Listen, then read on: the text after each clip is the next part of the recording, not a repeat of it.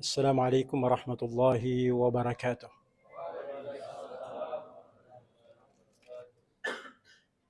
الحمد لله رب العالمين والعاقبة للمتقين ولا عدوان إلا على الظالمين. أشهد أن لا إله إلا الله وحده لا شريك له وأشهد أن محمدا عبده ورسوله صلى الله عليه وعلى آله وصحبه ومن سار على نهجهم واقتفى أثرهم إلى يوم الدين وسلم تسليما كثيرا. أما بعد, Ma'asyiral muslimin wal muslimat, hadirin dan hadirat, hafizani wa hafizakumullahu ta'ala jami'an. Pertama-tama, mari kita bersyukur dengan memuji dan bertahmid pada Allah Subhanahu wa ta'ala yang telah memberikan taufiknya dan memberikan kesehatan serta kesempatan kepada kita semua hingga kita telah menyelesaikan beberapa ibadah kita di bulan Ramadan, utamanya ibadah puasa selama sepekan ini. Selanjutnya berbicara tentang ibadah puasa dan Ramadan pada umumnya. Sangat banyak di antara ulama kita dan para penulis menamakan Ramadan sebagai madrasah. Bahkan di antara mereka ada yang menyebutnya sebagai jami'ah, sebagai universitas.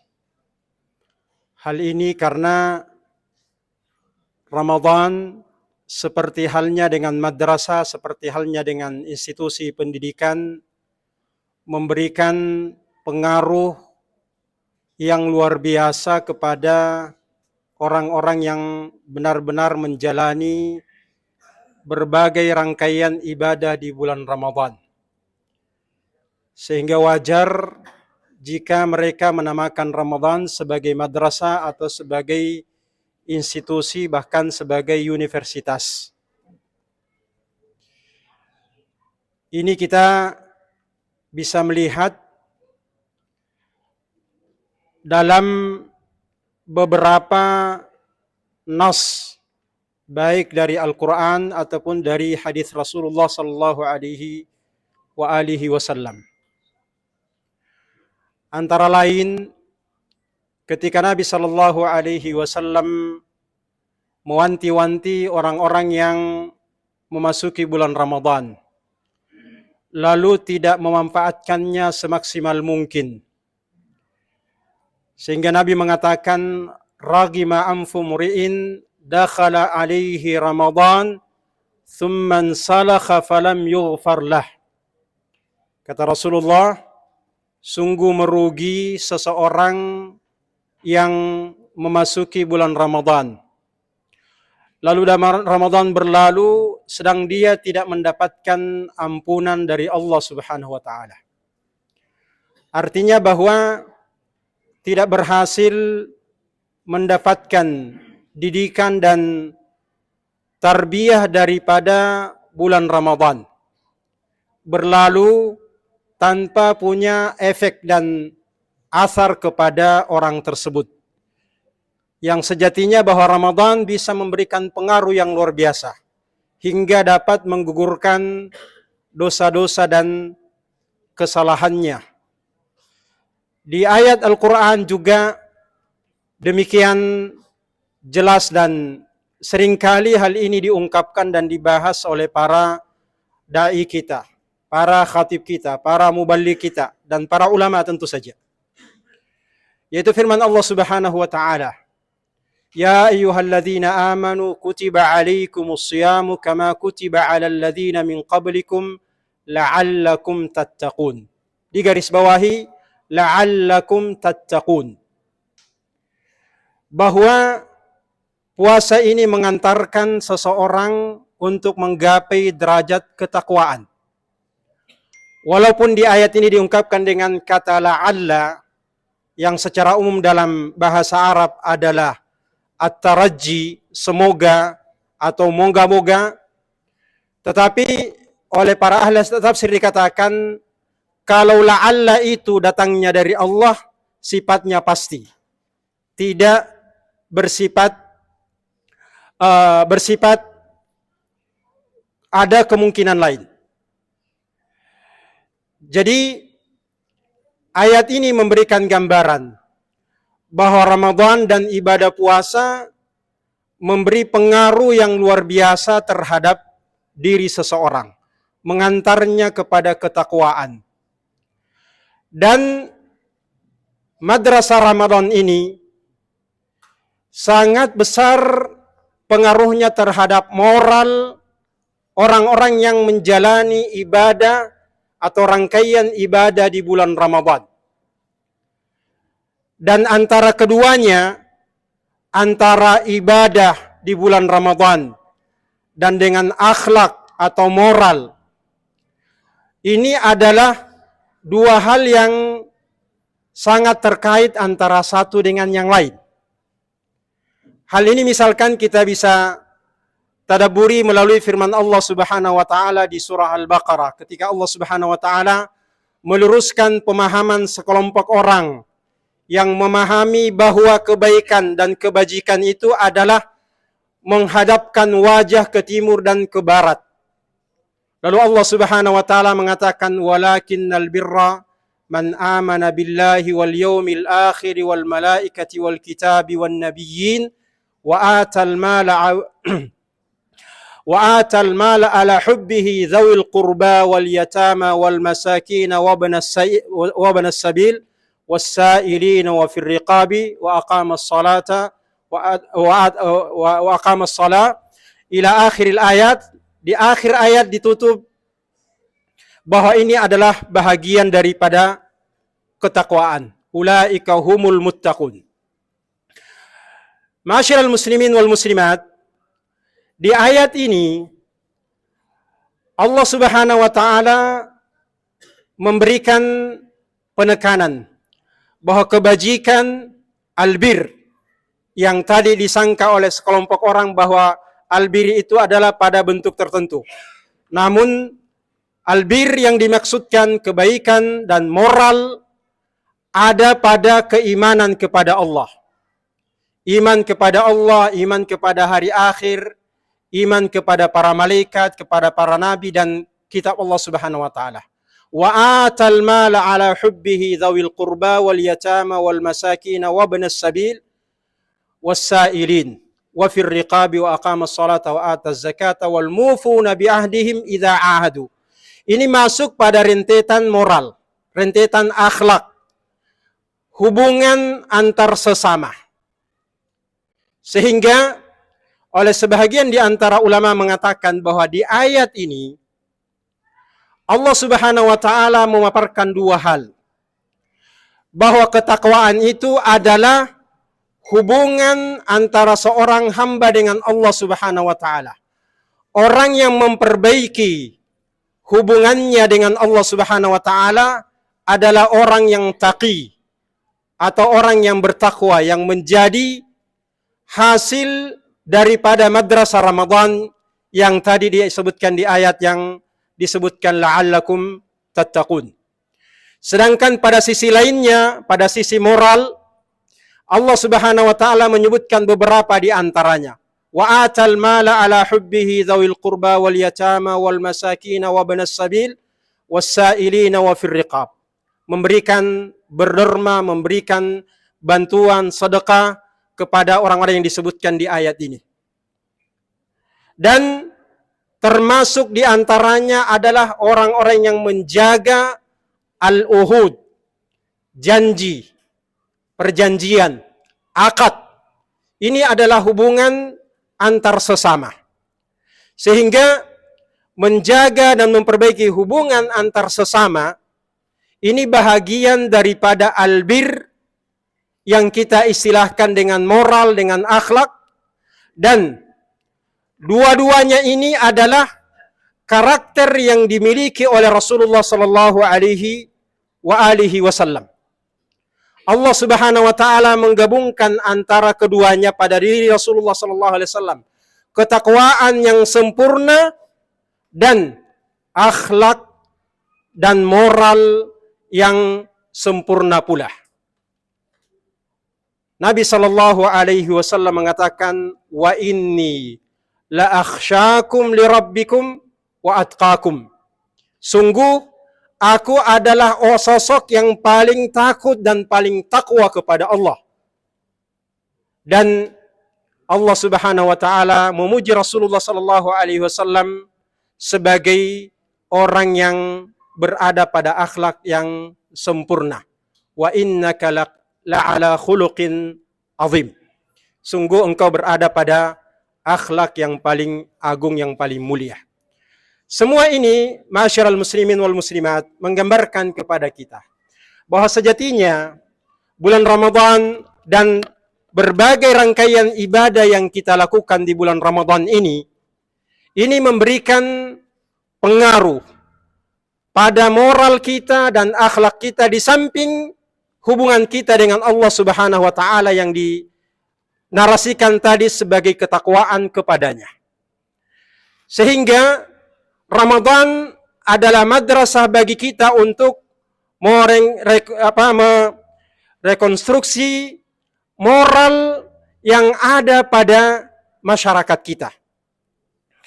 Kata ulama kita bahwa sebetulnya kalau setiap orang komitmen dengan ketentuan syariat berkenaan dengan rangkaian ibadah di bulan Ramadan dan menjalankan ibadah-ibadah tersebut serta menghayatinya dengan baik, sejatinya semua ini berpengaruh sangat signifikan terhadap perbaikan moral dan akhlaknya.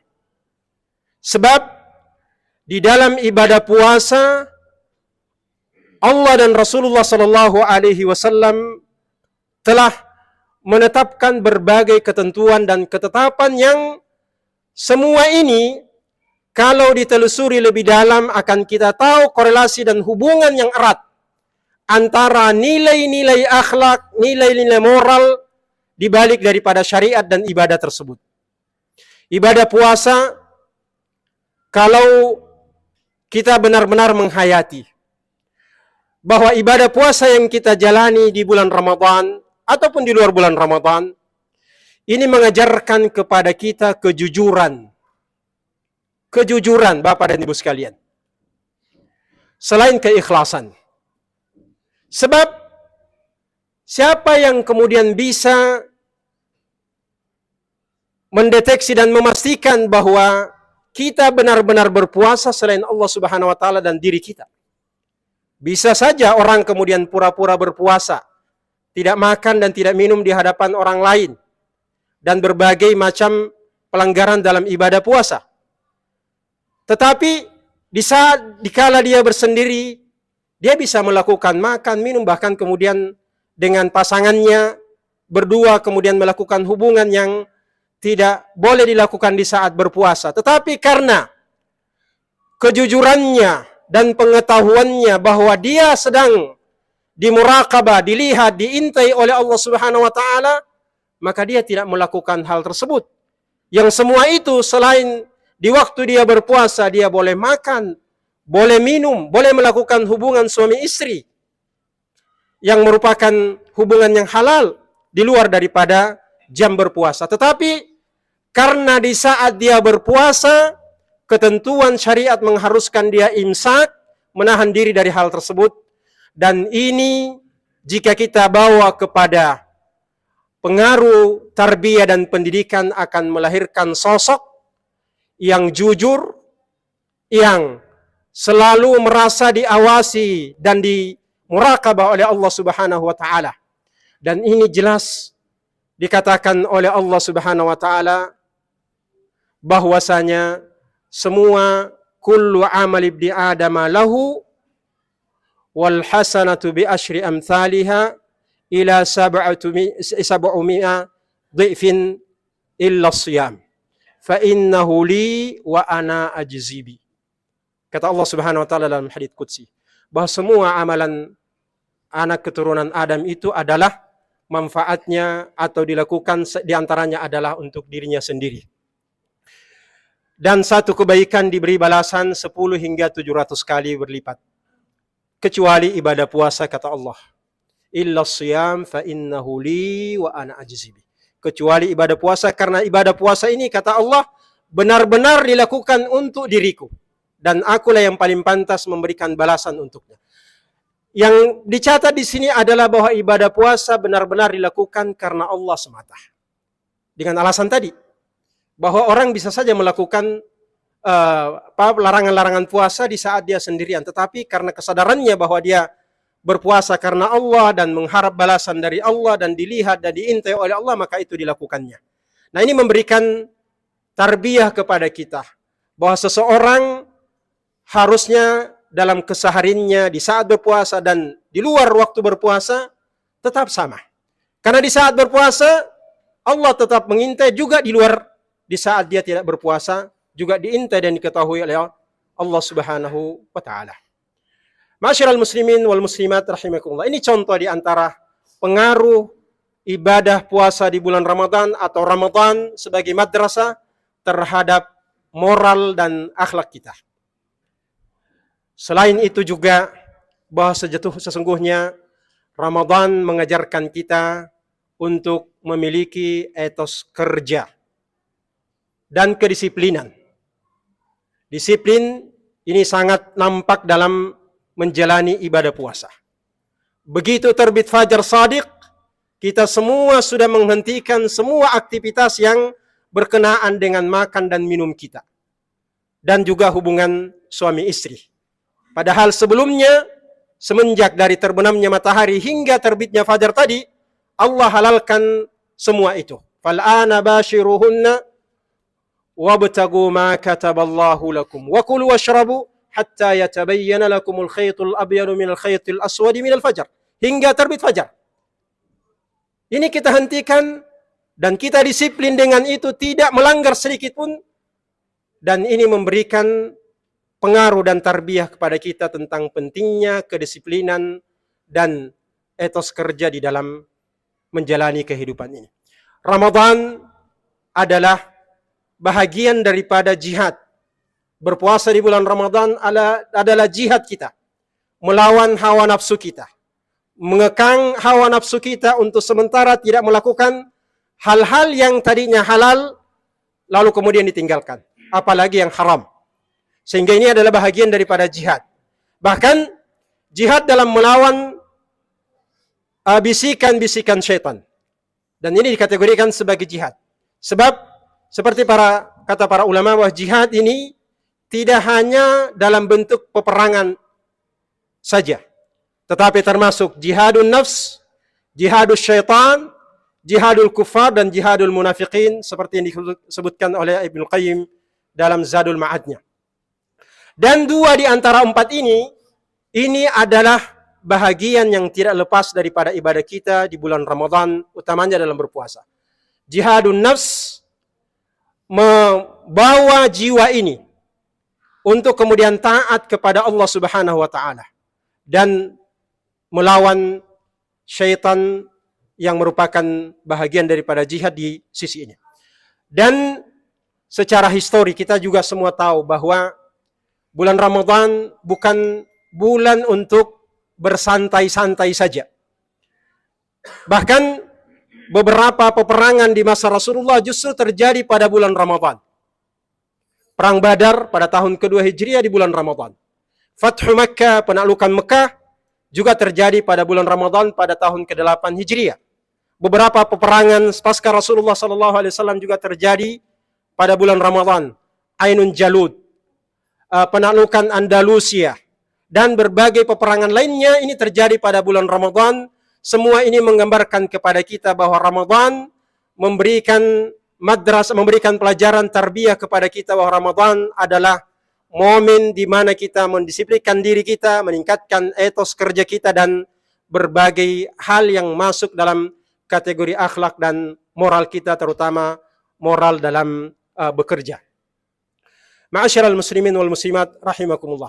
Banyak hal lagi yang masuk dalam kategori. Termasuk hubungan kita, interaksi kita dengan sesama. Melalui tutur kata kita, melalui sikap kita, melalui sikap kita dengan penuh kesabaran di saat kita diganggu, di saat kita dicemooh, bahkan diancam dalam berpuasa, kita katakan inni mru'un shaim. Dan kata Rasulullah sallallahu alaihi wasallam, "Man lam yada' qaula az-zur wal 'amala bihi, falaysa lillahi haja fi ay yada'a ta'amahu wa syarabahu." Kata Rasulullah sallallahu alaihi wasallam, siapapun yang tidak sanggup meninggalkan perkataan dusta atau perkataan sia-sia atau melakukan perbuatan dosa, wal 'amala bihi, falaysa lillahi haja fi ay yada'a ta'amahu wa syarabahu. Maka Allah tidak merasa perlu untuk memberikan balasan atas jeripayanya untuk meninggalkan makan dan minum. Dalam arti bahwa Allah tidak memberi balasan yang pantas atas puasanya. Sehingga ulama kita mengatakan bahwa bedakan antara pembatal puasa dan pembatal pahala puasa. Pembatal puasa secara fikih kalau sudah dihindari maka puasa kita sah, tetapi pembatal pahala puasa, puasanya sah secara fikih, tetapi di sisi Allah ganjarannya bisa nol dan tidak bernilai. Karena tadi tidak mampu meninggalkan hal-hal yang bertentangan dengan apa yang ditekankan dan digariskan oleh Rasulullah Sallallahu Alaihi Wasallam. Sehingga ini memberikan asar pengaruh kepada kita, tarbiyah kepada kita, pendidikan kepada kita. Bahwa sebagaimana di saat kita berpuasa, kita berusaha menahan diri kita dari amarah, dari perkataan-perkataan yang tidak layak, tidak pantas, apalagi mengandung dosa, kedustaan, berbohong dan lain-lain. Maka di luar berpuasa pun juga seharusnya memberi efek kepada kita. Karena ukuran diterima amalan kita atau tidaknya tidak hanya dilihat dalam prosesnya, tetapi apa yang ada pasca pengamalan tersebut. Sebagaimana kata para ulama ketika bercerita tentang birrul hajj atau haji mabrur, akan nampak orang tersebut akan semakin baik akhlaknya, baik ibadahnya setelah melakukan ibadah haji, maka itu menjadi indikasi ibadah hajinya menjadi haji yang mabrur. Demikian juga dengan amalan-amalan kita di saat kita beribadah di bulan Ramadan, pengaruhnya terasa pada diri kita, baik peningkatan kualitas dan kuantitas hubungan kita dengan Allah yang tadi digambarkan, dan juga hubungan kita dengan sesama yang bahagian daripada moral dan akhlak kita. Masyiral muslimin wal muslimat, saya kira ini beberapa contoh saja, dan tentu Bapak dan Ibu sekalian, terutama para guru-guru kita, para pendidik kita, para dosen yang tentu jauh lebih kompeten kemudian mengkaji lebih dalam. Bahkan ini sesungguhnya bisa menjadi bahan penelitian lebih lanjut, terutama di tarbiyah.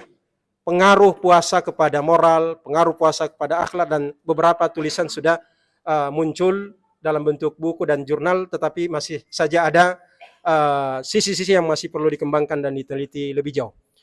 Saya kira Bapak dan Ibu sekalian yang dimuliakan Allah, ini saja yang dapat kami sampaikan. Lebih dan kurangnya mohon dimaafkan, dan tentu apa yang benar datangnya dari Allah, dan yang keliru dari kealfaan dan kekurangan saya pribadi, semoga Allah memaafkan dan mengampuninya. Dan terakhir kami mohon maaf tidak membersamai Bapak dan Ibu sekalian untuk salat tarawih bersama di masjid ini. Kami salat di tempat kami yang memprogramkan khataman Al-Quran melalui salat tarawih hingga akhir, sehingga imamnya membaca 1 juz Al-Quran setiap malamnya. Tentu saja harapan kita di mana saja dan di tempat mana saja kita beribadah, semuanya diterima dan dikabulkan oleh Allah Subhanahu wa taala. Subhanakallahumma bihamdik, asyhadu an la ilaha illa anta, astaghfiruka wa atubu ilaik. Wa sallallahu ala nabiyyina Muhammadin wa ala alihi wa sahbihi wa sallam. Wa akhiru da'wana alhamdulillahi rabbil alamin. Wassalamu alaikum warahmatullahi wabarakatuh.